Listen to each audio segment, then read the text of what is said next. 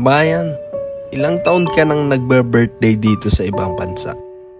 Ako kasi 8 years na dito sa ibang bansa and 8 years na rin akong dito nagbe-birthday. Malayo sa pamilya at malayo sa mga mahal sa buhay. Yung mga anak ko, lumaki na nang wala kaming mag-asawa sa tabi nila. Naisip ko tuloy, dito na ba ako tatanda?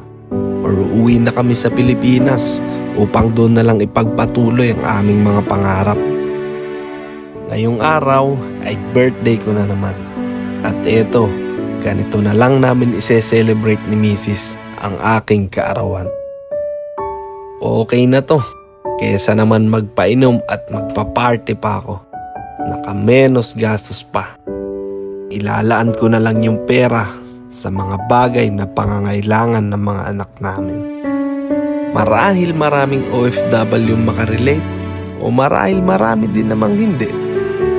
Ang tumatakbo kasi sa isip ko ngayon ay ang makapag-ipon sa abot ng aking makakaya upang sa gayon ay magkaroon ng pangpuhunan, makapagtayo ng maliit na negosyo at nang sa gayon ay hindi na kami aalis sa tabihan nila. Hindi naman talaga madali ang buhay dito sa ibang bansa. Kung alam niyo lang kung gaano kami naiinggit sa tuwing may mga okasyon sa Pinas, gaya ng Pasko, piyesta at mga birthday. Nasasabi ko na lang sa sarili ko, buti pa sila kasama ang pamilya. Masaya. Ako, nandito, puro trabaho. Pero nagpapasalamat ako dahil hindi naman lahat nabibigyan ng pagkakataon para makapagtrabaho dito.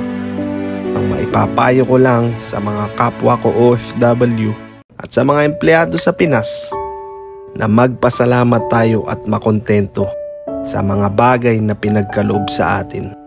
Sa ganitong paraan ay magiging masaya tayo sa kung anuman ang meron at kung saan mang sulok ng mundo tayo naroroon.